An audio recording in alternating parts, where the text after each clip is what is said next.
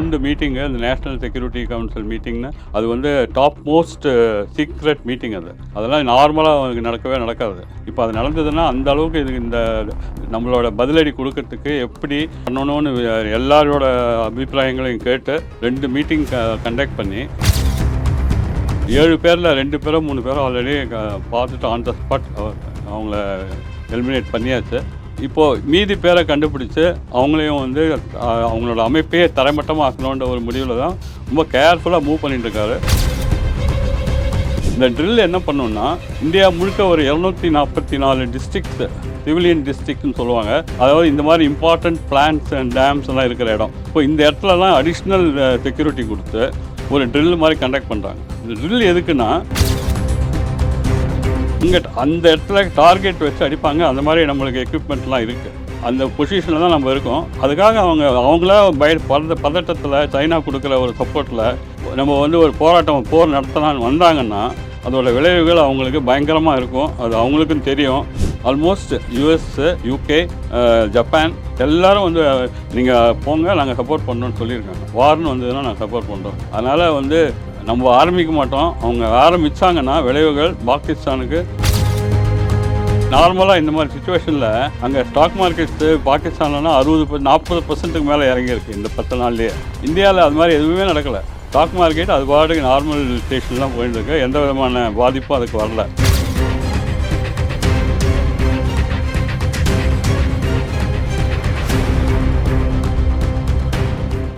Real one நேயர்களுக்கு வணக்கம். இன்று நம்மளுடைய நேர்காணலுக்கு துக்ளக் வாசகரான திரு கோபால் அவர்கள் இணைஞ்சிருக்காங்க. சார் வணக்கம். வணக்கம் சார்.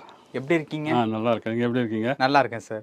இப்போ நாடு முழுவதும் வந்து போர் பதட்டம் வந்து நிலவிக்கிட்டு இருக்கு. இன்னும் அழுத்தமாக சொல்ல போனால் நம்மளுடைய தலைநகரான டெல்லியில் கூட அந்த பதட்டம் அதிகமாக இருக்கிறதுனால பாதுகாப்பு நடவடிக்கை அப்படிங்கிறது வந்து அதிகப்படுத்தியிருக்காங்க. இன்னொன்று வந்து போர் ரிலேட்டபிளான ட்ரைனிங் வந்து ஆங்காங்கே ஒரு சில இடங்களில் வந்து சூஸ் பண்ணி அங்கே வந்து போர் பாதுகாப்பு நடவடிக்கை விஷயங்கள்லாம் ட்ரைனிங் எல்லாம் வந்து போயிட்டுருக்கு. 54 வருஷத்துக்கு பிறகு இந்தியா பாகிஸ்தான் இடையே நடக்கக்கூடிய இந்த பாதுகாப்பு ஒத்திகை வந்து நடக்குது. இன்னும் சென்ட்ரல் கவர்மெண்ட் சைடு போய் பார்த்தோம் அப்படின்னா மோடி அவர்கள் தொடர்ச்சியாக வந்து ஆலோசனை மீட்டிங்லாம் வந்து நிறையா வந்து பண்ணிகிட்ருக்காரு. 24 மணி நேரம் முடிகிறதுக்குள்ளே 2 மீட்டிங் வந்து முடிஞ்சிருச்சு. அந்த சைடு பாகிஸ்தானும் வந்து மீட்டிங்லாம் வந்து போட்டுக்கிட்டு இருக்காங்க. இப்போ இந்த மாதிரியான விஷயங்கள்லாம் பார்க்கும்போது இந்த நடவடிக்கைகளை எப்படி பார்க்குறது என்ன? இதுக்கு பேசிக்காக அவங்க எல்லாருக்கும் தெரியும். 22 ஏப்ரல் வந்து பெஹல்காமில் நடந்த ஒரு சம்பவம் வந்து நம்ம நாடில் உலகம் முழுக்கவே அது ஒரு பெரிய ஒரு அதிர்வு ஏற்பட்டது. 26 பேரை வந்து மதத்தை கேட்டு இந்து மதமாக இருந்தாங்கன்னா அவங்களெல்லாம் வந்து ரொம்ப கொடூரமாகவும் கேவலமாகவும் கொண்டு இருக்காங்க. இது வந்து ஒரு தீவிரவாத அமைப்புன்றது அதுக்கப்புறம் தெரிய வந்தது.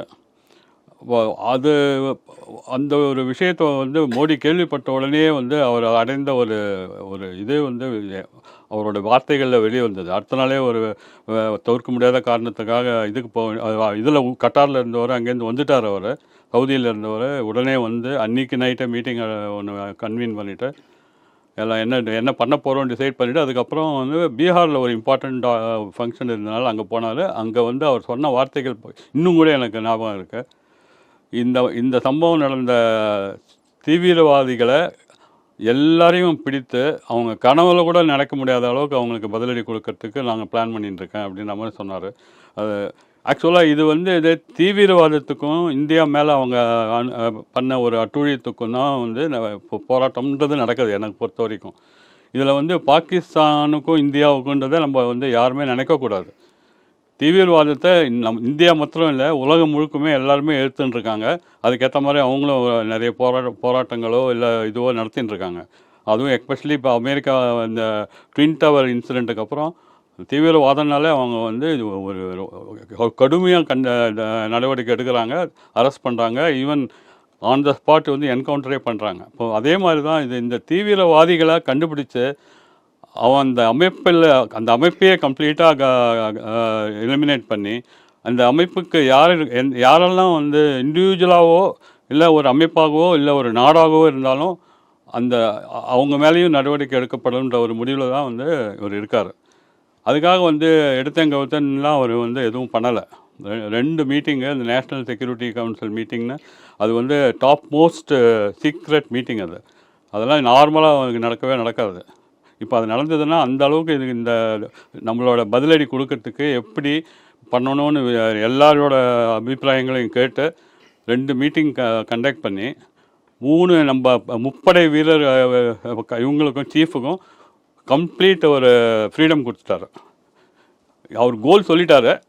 தீவிரவாதி அமைப்பு தீவிரவாதம் சப்போர்ட் பண்ணுறவங்க அது வந்து அமைப்பாக இருந்தாலும் சரி இண்டிவிஜுவலாக இருந்தாலும் சரி. ஏன்னா இண்டிவிஜுவல் நான் ஏன் சொல்ல வரேன்னா இங்கே காஷ்மீரில் அந்த பெஹல்காம் பக்கத்துலேயே வந்து நிறைய வீட்டில் வந்து அவங்களுக்கு 15-20 நாளாக அவங்களுக்கு இடம் கொடுத்து அடைக்கலம் கொடுத்து அவங்கள ட்ரைனிங்கு அப்புறம் ரிஹர்சல்லாம் பார்க்குற அளவுக்கு அவங்க பண்ணியே தான் இந்த சம்பவம் நடந்திருக்கு.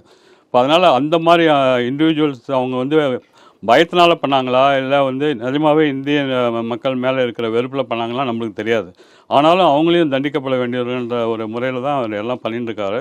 ஆல்ரெடி எனக்கு தெரிஞ்சு 7 பேரில் 2 பேரோ 3 பேரோ ஆல்ரெடி பார்த்துட்டு ஆன் த ஸ்பாட் அவங்கள எலிமினேட் பண்ணியாச்சு. இப்போது மீதி பேரை கண்டுபிடிச்சி அவங்களையும் வந்து அவங்களோட அமைப்பே தரைமட்டமாக ஆக்கணுன்ற ஒரு முடிவில் தான் ரொம்ப கேர்ஃபுல்லாக மூவ் பண்ணிட்டுருக்காரு.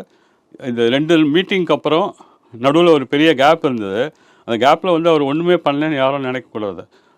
உலக நாடு முழுக்க எல்லாருக்கூடையும் பேசி நாங்கள் என்ன பண்ண போகிறோன்றது அவங்கக்கிட்ட விளக்கி அவங்களோட ஒரு ஒப்புதலும் வாங்கிட்டு அதுக்கப்புறம் தான் வந்து இப்போது வந்து என்ன பண்ண போகிறோன்றதை அவர் வந்து இவங்க இந்த ஃபைனல் மீட்டிங்கில் நீங்கள் வந்து ஆக்ஷன் எடுங்கன்னு சொல்லியிருக்காரு. ஃபுல் ஃப்ரீடமும் கொடுத்துருக்காரு. இப்போ என்ன பண்ண போகிறாங்கன்றதை அவங்களுக்கு பாகிஸ்தானுக்கு தெரியாமல் பதட்டத்தில் இருக்காங்கன்றது நல்லா தெரியுது. ஏன்னா அவங்க ஆல்ரெடி அவங்களோட பொருளாதார நிலை அவங்களோட மக்களோட வந்து விலைவாசினாலையும் மற்ற கிராசரிஸு அந்த மாதிரி எசென்ஷியல் ஐட்டம்ஸ் கூட வந்து விலை வந்து தலைக்கு மேலே போயிடுது. 50 ரூபா 60 ரூபா விற்றதெல்லாம் இப்போ 500 ரூபா 1000 ரூபா விற்கிறாங்க. அவங்கள சாப்பாட்டுக்கே வழி இல்லாமல் நிறைய பேர் வந்து மிடில் ஈஸ்ட் கண்ட்ரிஸ் போயிட்டு அங்கே வந்து பிச்சை எடுக்கிறாங்கன்ற ஒரு நிலவரம்லாம் இருக்குது.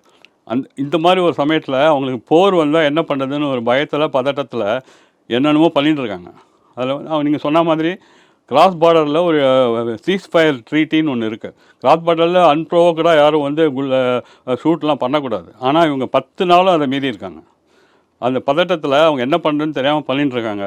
இந்தியா மாதிரி ஒரு வல்லரசை வந்து அவங்க இந்த மாதிரி நடத்துறது அவங்க என்ன கெதி ஆவாங்கன்றது அவங்களுக்கே தெரியலன்றது எனக்கு புரியுது. அந்த பதட்டத்தில் அப்படி தான் இருக்கும். அட் சேம் டைம் மோடிஜியும் வந்து எந்த விதமான ஒரு அவசரமும் இல்லாமல் நிதானமாக காயின்ஸை மூவ் பண்ணுறாரு. அவர் வந்து என்ன பண்ண போகிறான்றது யாருக்குமே தெரியாது. அந்த சீஃப் ஆஃப் ஆர்மிக்கு தெரியும் என்ன பண்ண போகிறாங்கன்னு தெரியும். இது வந்து நம்ம இந்தியா பாகிஸ்தான் வார்ன்னு நினைக்கக்கூடாது. இப்போ நம்ம ஏன் வந்து இந்த நாளைக்கு இவ்வளோ சொல்கிறீங்க, ஏன் நாளைக்கு ட்ரில் ஒன்று அனௌன்ஸ் பண்ணியிருக்காங்க. அந்த ட்ரில்லை வந்து ஒரு ஷார்ட்டாக நான் விளக்குறேன். இந்த ட்ரில்லை வந்து நார்மலாக வந்து போர்ன்னு வரும் அப்படின்ற ஒரு எதிர்பார்ப்பு இருக்கும்போது தான் பண்ணுவாங்க. நம்ம இந்தியாவிலே நீங்கள் பார்த்தீங்கன்னா இது வரைக்கும் 62 சைனாவோட ஒரு போர் இருந்தது. அப்புறம் 65, 71 2 பாகிஸ்தானோட இருந்தது. 65, 71 பாகிஸ்தான் தரமட்டமாக ஆக்கிட்டு தான் அவங்களுக்கு பங்களாதேஷ் நம்ம வாங்கி கொடுத்தோம். அந்த பீரியடில் ஒன்று கண்டக்ட் பண்ணாங்க இந்த மாதிரி ஒரு போர் ட்ரில்லு.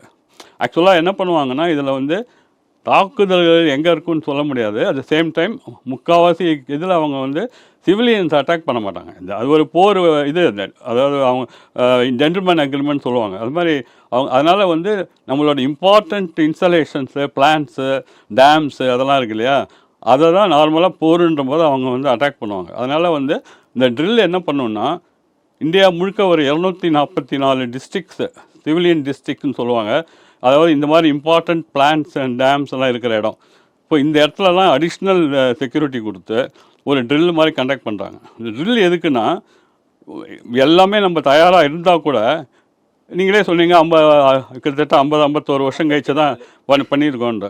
இப்போ அந்த எக்யூப்மெண்ட்லாம் வந்து நார்மலாக டிசாஸ்டர் ரெக்கவரி பிளான் எப்போவுமே இருக்கும். அது 3 மாதத்துக்கு ஒரு தடவை 6 மாதத்துக்கு ஒரு தடவை அந்த எல்லா எக்யூப்மெண்ட்டும் ஒர்க் ஆகுதான்னு பார்ப்பாங்க. ஆனால் இப்போ வந்து நாளைக்கே ஒர்க் ஆகணுன்ற ஒரு நிலைமை வந்ததுன்னா என்ன பண்ணுறதுக்காக தான் இந்த ஒரு ட்ரில்லு ஒன்று பண்ணியிருக்காங்க. இந்த ட்ரில்லை வந்து எல்லா எக்யூப்மெண்ட்டையும் அவங்க டெஸ்ட் பண்ணிவிடுவாங்க. இந்த பிளான்ட்டுக்கு மேலே வந்து கம்ப்ளீட்டாக ஒரு இது மாதிரி போட்டுருவாங்க. மேலேருந்து அவங்க பார்க்கும்போது தெரியவே தெரியாது பிளான்ட் எங்கே இருக்குதுன்னு. தெரிஞ்சால் தான் அவங்க டார்கெட் வச்சு அவங்க மிசைல்ஸோ ஏதோ விடலாம். அது வந்து இங்கிலீஷில் கேமோஃப்ளாக் ஃப்ளாகிங் சொல்லுவாங்க. ஸோ அதெல்லாம் பண்ணுவாங்க. அதுக்கப்புறம் வந்து அந்த பிளான் பக்கத்தில் ஓரளவுக்கு எல்லா விதமான செக்யூரிட்டிஸும் இருக்கும். ரிட்டாலியேட் பண்ணுறதுக்கு என்ன பண்ணணுமோ அதுக்கு ரெடியாக இருக்கும். நேவல் ஷிப்ஸு ரெடியாக இருக்கும். அது மேலே வந்து ஒரு ஆவரேஜ் லைட் ஹெலிகாப்டர்னு ஒன்று சொல்லுவாங்க. அந்த ஹெலிகாப்டர்ஸ் எல்லாம் பக்காவாக ஒர்க் ஆகுதான்னு பார்ப்பாங்க. இது மாதிரி ஒரு மோரல்லஸ்ட் ஒரு பெரிய இது நடவடிக்கை எடுக்கும்போது நம்மக்கிட்ட எக்யூப்மெண்ட் இருந்து பிரயோஜனம் இல்லை. அது அந்த சமயத்தில் ஒர்க் பண்ணணும். அதனால தான் அந்த ஒர்க் பண்ணுறதுக்காக தான், ஒர்க் பண்ணுதா இல்லையான்னு பார்க்கறதுக்காக தான் இந்த ட்ரில் நடக்குது. அதனால் வந்து நாளைக்கே போர் வரும்ன்றது நம்ம நினைக்கக்கூடாது, நம்ம பயப்படவும் வேண்டாம். இல்லை, நம்ம தலைநகர்லாம் ரொம்ப பதட்டமாக இருக்குல்ல. கரெக்டு. ஏன்னா அவங்களுக்கு நியரஸ்ட்டு வந்து அவங்க ப்ரிப்பேர் பண்ணியிருக்கிற மிசைல், அவங்ககிட்ட இருக்கிற மிசைல் 420 கிலோமீட்டர் வரைக்கும் தான் வரும். நம்மளது அப்படி கிடையாது. நம்மளோட மிசைல்ஸ் ஆகட்டும், நம்மளோட ட்ரோன்ஸ் ஆகட்டும், எல்லாமே எங்கேருந்து வேணால் எங்கே வேணால் அடிக்கிற அளவுக்கு நம்மளுக்கு பவர் இருக்குது. அதனால் அவங்க 420 கிலோமீட்டர்ன்றதை சுற்றி பார்த்தீங்கன்னா பஞ்சாப், டெல்லி அது மாதிரி இடத்துல எங்கேயாவது அங்கே இருக்கிற இம்பார்ட்டன்ட் இன்ஸ்டலேஷன்ஸு, பார்லிமெண்ட்டு அதெல்லாம் அட்டாக் பண்ண சான்ஸ் இருக்குது. அதனால் அங்கே கொஞ்சம் எக்ஸ்ட்ரா பரபரப்பு அண்டு மெஷர்ஸ் ட்ரில் என்றெல்லாம் பார்த்துட்டு இருக்காங்க. ட்ரில்லு நடக்கும்போது பப்ளிக் பார்க்கும்போது அவங்களுக்கு ஒரு பயம் இருக்கத்தான் இருக்கும். ஆனால் எனக்கு தெரிஞ்ச பாகிஸ்தான் வந்து டெஃபினட்டாக அவங்களாம் இனிஷியேட் பண்ண மாட்டாங்க. நம்ம இந்தியாவும் வந்து இது பாகிஸ்தான் இந்தியா வார் மாதிரி அவங்க இல்லை. தீவிரவாதத்தை ஒழிக்கணும்.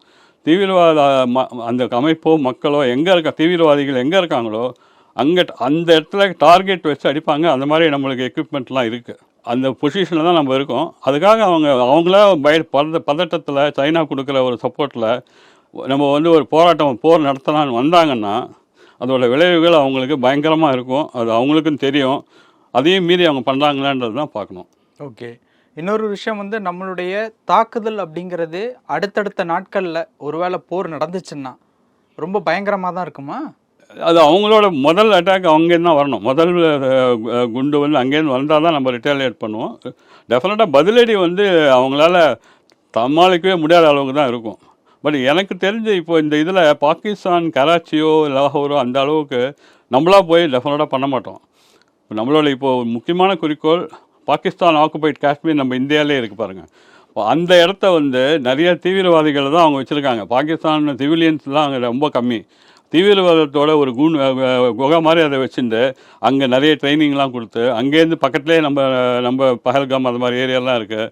அங்கே அனுப்பிச்சு நிறைய இது ஏன்னா இப்போ என்ன ஆயிடுச்சுன்னா இந்த 370 ரிப்பீல் பண்ணவுடனே காஷ்மீர் ஒரு நல்ல வளர்ந்த ஸ்டேட்டாக வந்துட்டுருக்கு. இந்த 3 வருஷத்தில் பார்த்தீங்கன்னா எக்கச்சக்கமாக டூரிஸ்ட் வந்துட்டுருக்காங்க. டூரிஸ்ட் இன்கம் இன்க்ரீஸ் ஆகுது அவங்க லோக்கல் பீப்புளுக்கு. அது ஒரு பரவலாக பார்த்தீங்கன்னா எனி அதர் ஸ்டேட் மாதிரி ஆயிடுது காஷ்மீர். அதை வந்து அது நிறுத்தணுன்றதுக்காக தான் இந்த மாதிரி ஒரு விஷயத்த பண்ணியிருக்காங்க அவங்க. ஸோ தட் இப்போ நார்மலாக டூரிஸ்ட் போக பயப்படுவாங்க இப்போது. ஸோ அதனால் டூரிஸ்ட் இன்கம் கம்மியாகும், அங்கே இருக்கிற மக்களும் அவங்க கஷ்டப்படுவாங்கன்ற ஐடியாவில் தான் பண்ணியிருக்காங்க. அது அவங்களால பண்ண முடிஞ்சது எதனாலனா பாக் ஆக்குபைட் காஷ்மீரில் எக்கச்சக்கமாக தீவிரவாதிகள் இருக்காங்க. அது அவங்க எல்லாரையும் ஒழிச்சிட்டு பாக் ஆக்குபைட் காஷ்மீரை நம்ம பக்கம் வரத்துக்கு இந்த சம்பவத்தை ஒரு காரணமாக வச்சு நம்ம பண்ணுறதுக்கு நிறைய சான்சஸ் இருக்குதுன்னு நான் நினைக்கிறேன். அதை தவிர நம்ம பாகிஸ்தானோட வந்து போருன்றது நம்மளால் டெஃபினட்டாக பண்ண மாட்டோம். அவங்க ஆரம்பித்தாங்கன்னா கொடுக்குற பதிலடி பயங்கரமாக இருக்கும். அதில் இந்த விஷயத்தில் மோடி ரொம்ப தெளிவாக இருக்கார். நம்மளுக்கும் பார்த்திங்கன்னா அயல் நாடுகளில் சைனா, பங்களாதேஷ் விடுங்க, அது ஒரு கண்ட்ரியே இல்லை. சைனாவை தவிர எந்த பெரிய நாடும் அவங்களுக்கு சப்போர்ட் கிடையாது. டர்க்கின்னு ஒரு கண்ட்ரி, அதுவும் ரொம்ப சின்ன கண்ட்ரி தான். நம்மளுக்கு அப்படி கிடையாது. எல்லாரோடையும் ஜெய்சங்கர் இவரும் பேசியிருக்காங்க, மோடிஜியும்.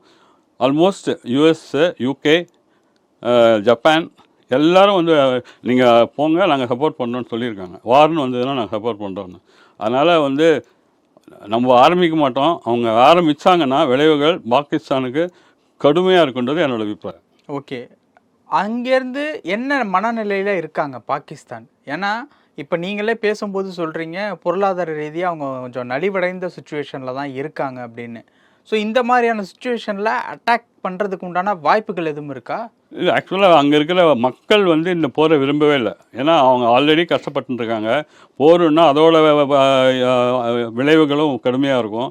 ஆல்ரெடி வந்து நீங்கள் இந்த சம்பவம் நடந்த 2வது நாளே வந்து ஒரு ட்ரேட் வார் நம்ம இந்தியாவுக்கு பண்ணிட்டாங்கன்றது எல்லாருக்கும் தெரியும். இம்மீடியட்டாக வந்து இந்த விசாவில் இங்கே இந்தியாவுக்கு வந்தவங்க எல்லாரையும் வெளியில் போகணும்னு சொல்லியாச்சு. இது வந்து அந்த இண்டஸ் அந்த ட்ரீட்டியை வந்து கம்ப்ளீட்டாக ஸ்டாப் பண்ணிவிட்டு இங்கேருந்து போகிற நதிகள்லேருந்து 5 நதிகள்லேருந்து போகிற தண்ணி எல்லாத்தையும் ஸ்டாப் பண்ணியாச்சு. இந்த மாதிரி அப்புறம் வந்து அவங்களோட ட்ரேட் டீலிங்ஸ் எதுவுமே கிடையாது, அங்கேருந்து எதுவுமே இம்போர்ட் பண்ணக்கூடாதுன்னு சொல்லியாச்சு. இப்போ இந்த மாதிரி பொருளாதாரத்தில் ஒரு எங்கே அடிச்சா ஒழிக்குமோ அதெல்லாம் பண்ணியாச்சு ஆல்ரெடி. இப்போ இவங்க என்ன பண்ணாங்கன்னா ஏர் ஸ்பேஸ் கொடுக்க மாட்டோம்னாங்க. அது ஒரு விஷயமே இல்லை. அது ஏர் ஸ்பேஸ் அவங்க கொடுக்கலன்னா கொஞ்சம் டைவர்ட் ஆகி போனோம், கொஞ்சம் அந்த வழியாக இது வரைக்கும் போய் இந்த ஃப்ளைட்ஸ்லாம் அந்த வழியாக போகாமல் கொஞ்சம் சுற்றின்னு போக வேண்டியிருக்கும். அதுக்கு ஒரு 2-2.5 மணி நேரம் எக்ஸ்ட்ரா டைம் ஆகும், அதுக்கேற்ற ஃபியூவலும் எக்ஸ்ட்ரா ஆகும். இதெல்லாம் இருக்குது, இல்லைன்னு சொல்ல. பட் அவங்க அனுபவிக்க போகிற விளைவுகளை விட நம்ம இது ஒன்றுமே கிடையாது. நாங்கள் வந்து எக்ஸ்போர்ட்டே பண்ண மாட்டோம் என்னன்னு சொல்லியிருக்காங்க. அவங்ககிட்டேருந்து நம்ம ஒன்றும் பெரிய எசென்ஷியல் ஐட்டம்ஸ்லாம் ஒன்றும் வாங்கலை. இந்த நட்ஸு அப்புறம் அது மாதிரி இந்த ஐட்டம்ஸ் தான் நம்ம வாங்குகிறோம், லக்ஸரி ஐட்டம்ஸ் தான் வாங்குகிறோம். அது இல்லைனாலும் பரவாயில்ல, இல்லைனாலும் வேறு இடத்துல வாங்கிக்கலாம். நம்மளுக்கு அவங்களால அவங்களோட நடவடிக்கையினால எந்த விதமான பொருளாதாரமும் நம்மளுக்கு அஃபெக்ட் ஆகாது. ஆனால் அவங்களுக்கு இந்த நதியிலேருந்து போகிற தண்ணி இல்லைன்னா காஷ்மீர்லேயும் கராச்சிலையும் ராவல்பிண்டிலையும் என்டையர் சிட்டிக்கு அவங்களுக்கு ட்ரிங்கிங் வாட்டரு, பவரு எல்லாமே இந்த நதி போகிறதுனால தான் கிடைக்கிது. இந்த தண்ணி ஸ்டாப் ஆச்சுன்னா மெயினாக கராச்சி அண்ட் இதுவே உங்களுக்கு ரொம்ப கஷ்டமாக இருக்கும். அக்ரிகல்ச்சர் 70% இந்த தண்ணி தான் நம்பியிருக்காங்க. ஏற்கனவே அங்கே அக்ரிகல்ச்சர் ரொம்ப புவராக இருக்குது. இந்த தண்ணியும் இல்லைன்னா வறண்ட பிரதேசமாக ஆகிடும் பாகிஸ்தான். அதெல்லாம் அவங்க புரிஞ்சுட்டு நடந்தெல்லாம் அவங்க உருப்படலாம், இல்லைன்னா என்ன நடக்கும்னு அவங்களுக்கே தெரியும். ஓகே. ஸோ இந்த மாதிரியான சுச்சுவேஷனில் 24 ஹவர்ஸ்க்குள்ளே 2 மீட்டிங் நடக்குது அப்படிங்கிறத பரபரப்பான சூழ்நிலை அப்படின்னு நம்ம புரிஞ்சுக்கிறதா, இல்லை நம்ம ரெடி ஆகிட்டோம் ஒரு விஷயத்துக்கு அப்படின்னு புரிஞ்சுக்கிறதா? இல்லை, நம்ம ரெடியாக இருக்கிறதுக்கு தான் இந்த மீட்டிங்ஸு. தெளிவாக அவங்களுக்கு நீங்கள் என்ன நடவடிக்கை எடுக்கிறீங்களோ அதுக்கு ஃபுல் சப்போர்ட் நாங்கள் தரோம். எங்ககிட்ட பர்மிஷன் கூட வாங்க வேணான்னு இது வரைக்கும் யாருமே எந்த போராட்டம் இதுலேயும் சொன்னதில்லை. இப்போ நடந்த புட்டின் ரஷ்யா இதில் கூட இந்த மாதிரி ஒரு ஃப்ரீடம் வந்து மிலிட்ரி கொடுக்கல. நம்ம கொடுத்துருக்கோன்னா நம்ம முப்படை தளபதிகள் மேலே அவ்வளோ நம்பிக்கை இருக்குது. அவங்க டெஃபினட்டாக பண்ணுவாங்கன்ற ஒரு திறமை இருக்கிறதுனால தான் மோடிஜி அது மாதிரி பண்ணியிருக்காரு. இது நம்ம வந்து மக்கள் வந்து இதை பரபரப்பாக எடுத்துக்கூடாது. பிரேக்கிங் நியூஸ்ன்னு வந்து மீடியாவில் வர்றதுனால தான் கொஞ்சம் பரபரப்பு ஜாஸ்தியாகுதுன்னு நான் ஃபீல் பண்ணுறேன். இது நார்மலாக வந்து இது மாதிரி ஒரு சுச்சுவேஷன் இருக்கும்போது இந்த ட்ரில் நடக்கிறது அதெல்லாம் சாதாரணமாக நடக்கும். பட் இது மீடியா வந்து இன்னும் கொஞ்சம் எக்ஸ்ட்ராவாக கொடுக்கறதுனால தான் ஒரு பரபரப்பு, அப்புறம் ஏன்னா அவனும் தெரியாது நாளைக்கு அப்படின்ற மாதிரி இருக்கும். நீங்கள் பார்த்தீங்கன்னா நார்மலாக இந்த மாதிரி சுச்சுவேஷனில் அங்கே ஸ்டாக் மார்க்கெட்ஸு பாகிஸ்தான்லனா 40% மேலே இறங்கியிருக்கு இந்த 10 நாள்லேயே. இந்தியாவில் அது மாதிரி எதுவுமே நடக்கலை. ஸ்டாக் மார்க்கெட் அது பாட்டுக்கு நார்மல் ஸ்டேஷன்லாம் போயிட்டுருக்கு, எந்த விதமான பாதிப்பும் அதுக்கு வரல. ஸோ அதனால் அந்த மாதிரி விஷயங்கள் வந்து ஓரளவுக்கு விஷயம் தெரிஞ்சவங்கள தான் இருக்குது. பட் இவங்க பாமர மக்களுக்கு ஒரு படபடப்பு ஏற்படணுன்ற ஒரே காரணத்துக்காக இந்த மீடியா பண்ணுறதுனால தான் அது மாதிரி ஆகுதுன்னு நான் நினைக்கிறேன். ஓகே சார், பல விஷயங்கள் பகிர்ந்துக்கிட்டீங்க. நேரத்துக்கு ரொம்ப நன்றி. Thank you sir.